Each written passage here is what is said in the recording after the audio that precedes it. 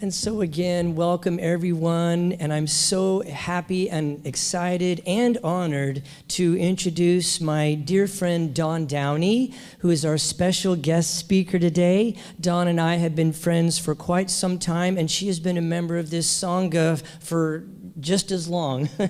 So we're very honored and grateful to have Dawn with us today. And so Dawn, on behalf of Temple Buddhist Center and our community, both here present and all those folks joining us, we want to welcome you to TBC. So welcome, good morning. I'm so glad you're here.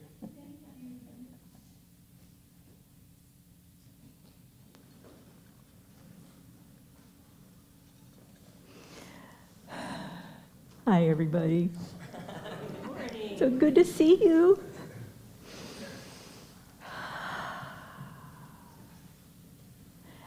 This is a story of how Bear Attention wrote a book.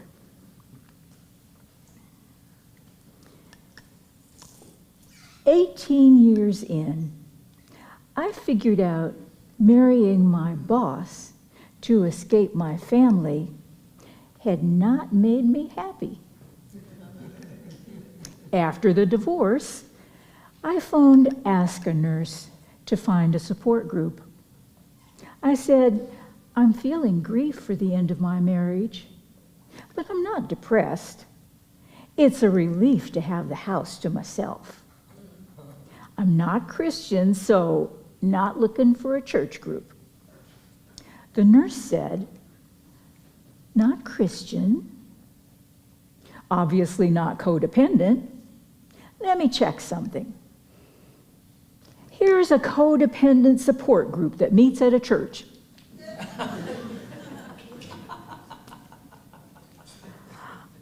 I've got a weird hunch, he said.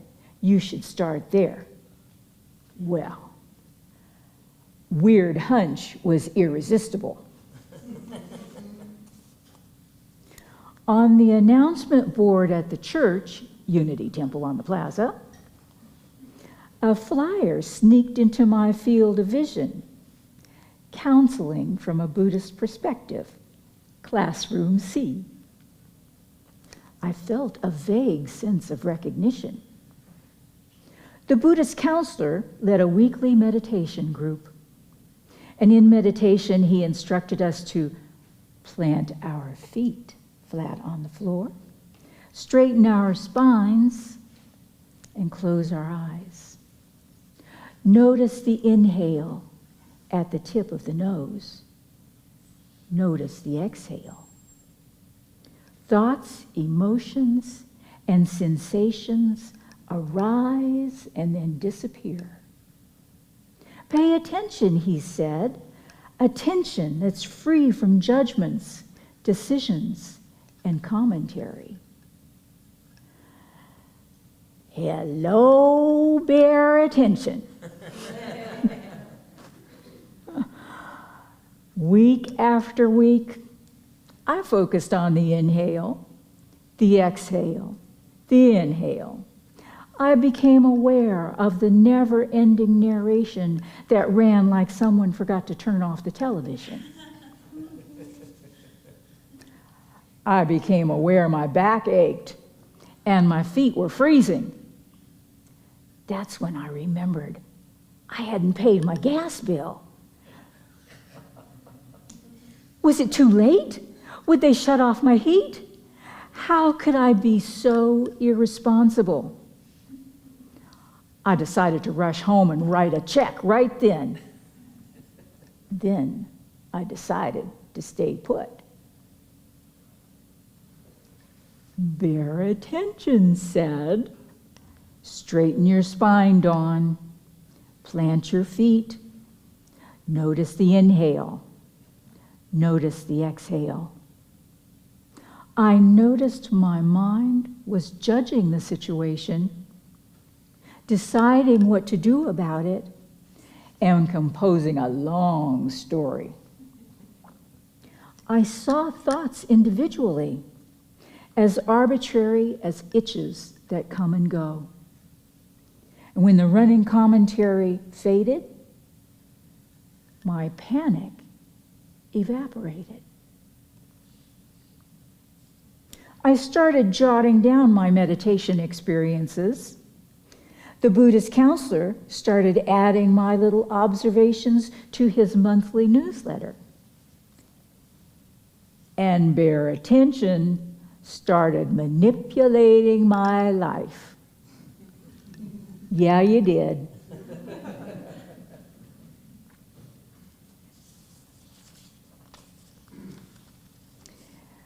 Bare Attention snatched me out of my dream career because it needed to monopolize my focus for a book I didn't know I was writing. In my 50s, after a lifelong string of miserable jobs, along came one I loved. Patient advocate at a hospital. I calmed people down for a living. I'd walk into an angry patient's room, and because I didn't judge, comment, or decide, I could hear the fear underneath their anger, and I could then puzzle out the source of the fear. The patients were reassured, and I felt like I had purpose. It was a perfect job for a meditator. I planned to stay there until I retired. My boss was an even-tempered gentleman, generous with praise, and usually available for an impromptu chat. He made me feel important. I dropped by his office to tell him about my latest success. And as my story unspooled, because I am a storyteller and it was a good story, the mood in his office darkened. My gentlemanly boss glared at me. When are you going to start doing your job? The question knocked the air out of me. He said, "You're worthless." My knees buckled.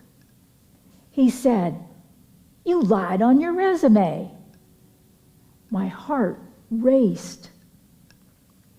I staggered back to my own office and slumped over at my desk in total humiliation. He had thrown me away.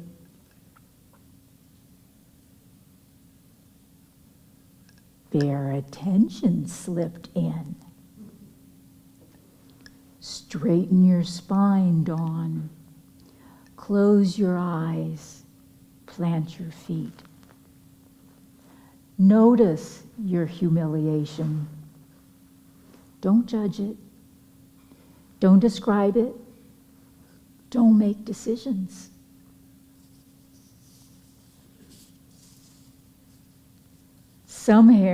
Somewhere between an inhale and an exhale, I had a vision. The image crystallized into distinct figures. All of my previous bosses, the tyrant, the cheapskate, the liar, the narcissist, the bigot, the predator. I had made unconscious choices, always drawn to abusive bosses. Time and again, I had thrown myself away. When I absorbed this painful truth, it freed me. I was free to discover what the future held if I followed curiosity instead of self-hatred. My boss and I even reconciled, but I resigned. Staying would have kept me surrounded by reflections of my old victim self. Thank you.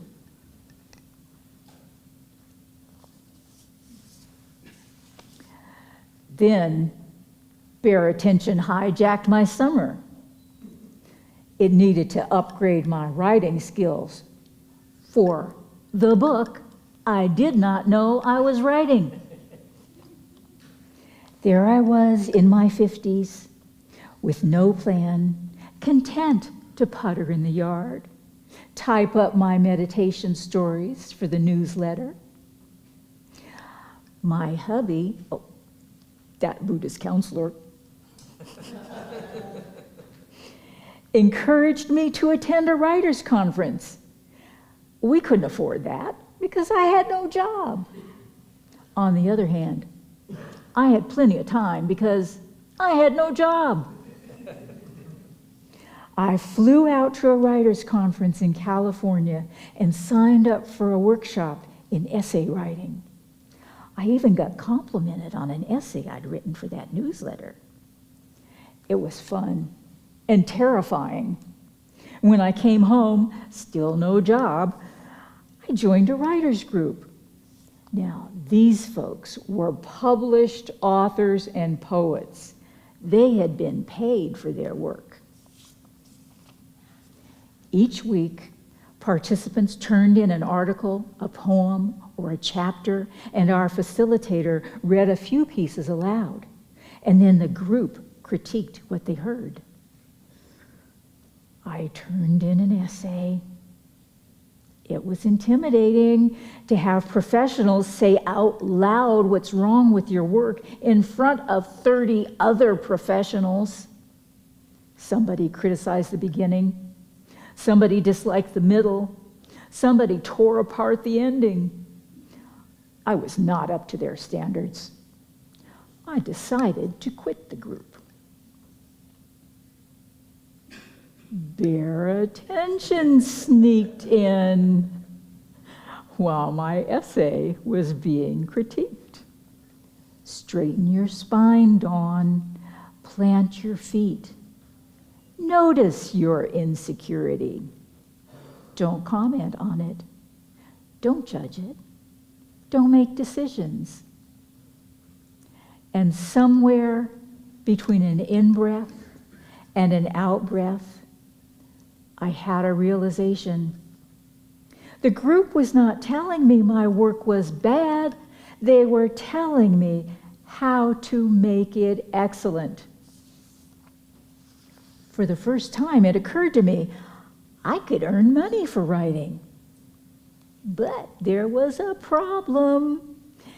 To get paid, I'd have to submit my essays to real-life magazines, newspapers. And the way submissions worked, any particular essay would be rejected by 1 million magazines before it was published. Only a masochist would willingly set themselves up for all that rejection. There was also a solution. The writers group held a competition. The first writer to get 100 rejections won a prize. There was a tacky plastic gold letter opener covered in fake diamonds and rubies. I wanted that letter opener. I submitted my essays all over the place. I collected rejections at a staggering pace. I was up to 97. The letter opener was within my grasp. And then disaster hit. My essays were getting published.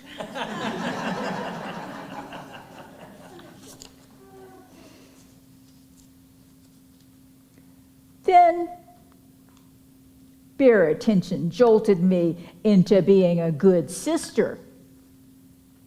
It needed to improve my family relationships for the book I did not know I was writing. I wanted my older brother's attention so bad, but it was hard to stay in touch with Michael.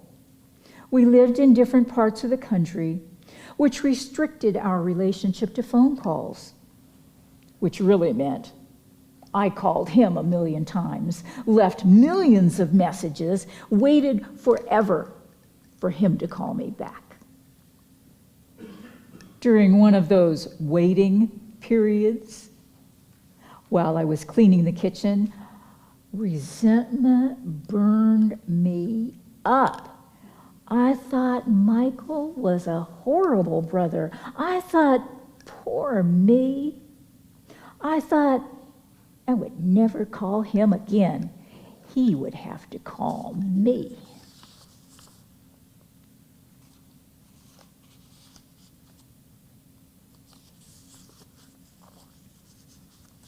I scoured the sink hard.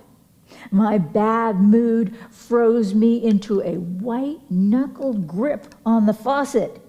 The anger was as corrosive as the bleachy smell of comet. Bear attention snuck in. Straighten your spine, Dawn. Plant your feet. Notice your resentment.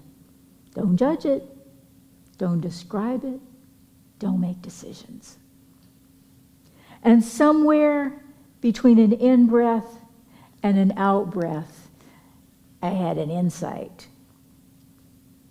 When Michael and I would finally connect, after months of me leaving messages, every phone call would unfold in the same way. I'd say, "Hello, Michael, this is Dawn." He would say, "Sorry I haven't called you back, hon. I've been so busy." Then I would say, "You know, Michael, your busyness sabotages our relationship. You should take a look at that."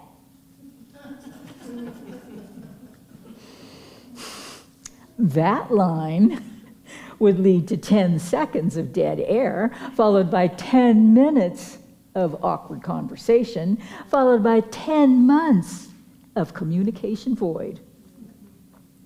I sabotaged our relationship by starting every conversation and every phone call with criticism.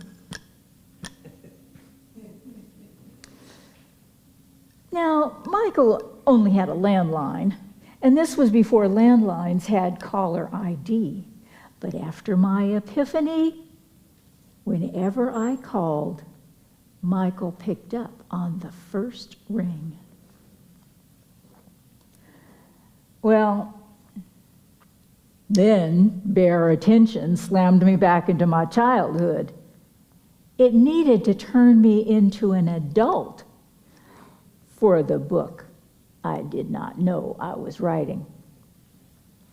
I thought I'd been writing about my meditation experiences for the Buddhist Counselor's newsletter, but bare attention let me in on a secret. I was writing a book called Stumbling Toward the Buddha. I organized my stories into chapters and emailed the manuscript to a writing coach. She said, "This is a beautiful memoir." I said, "No, it's not a memoir. It's a collection of essays about spirituality." She said, "No, it's a memoir. It's a story about your family."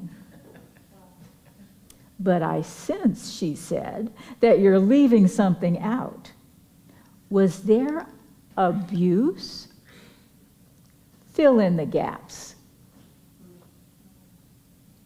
A sense of recognition demanded I follow the word abuse.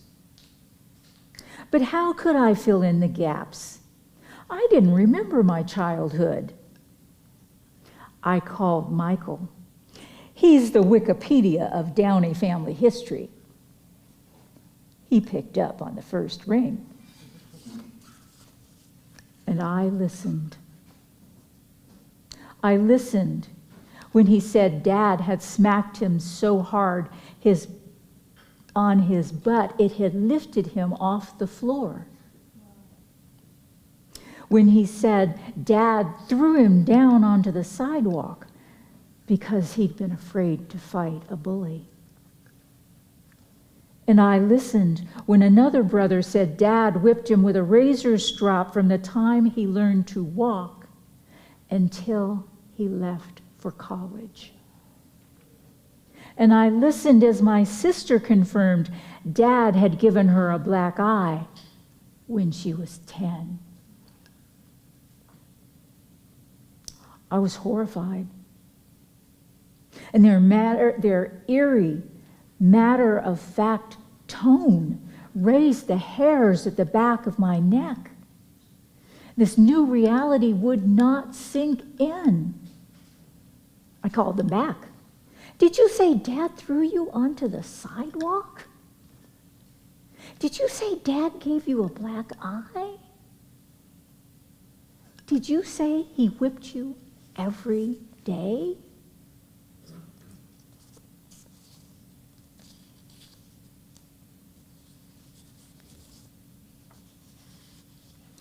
When the new reality finally sank in, I collapsed onto the floor in a raging, wailing, snotty heap. And when the snot dried up, after I screamed until I was hoarse, then there were weeks of conjuring up the rage on purpose, because rage gave power to a powerless child.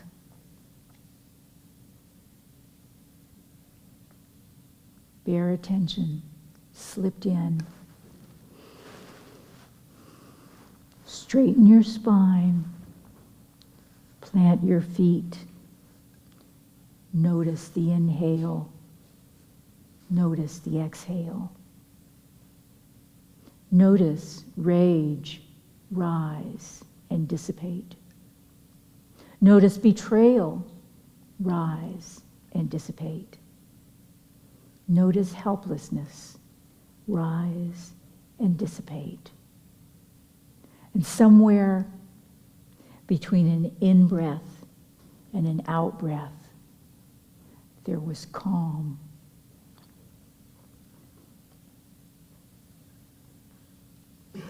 I composed one last essay about the abusive father that I'd grown up with.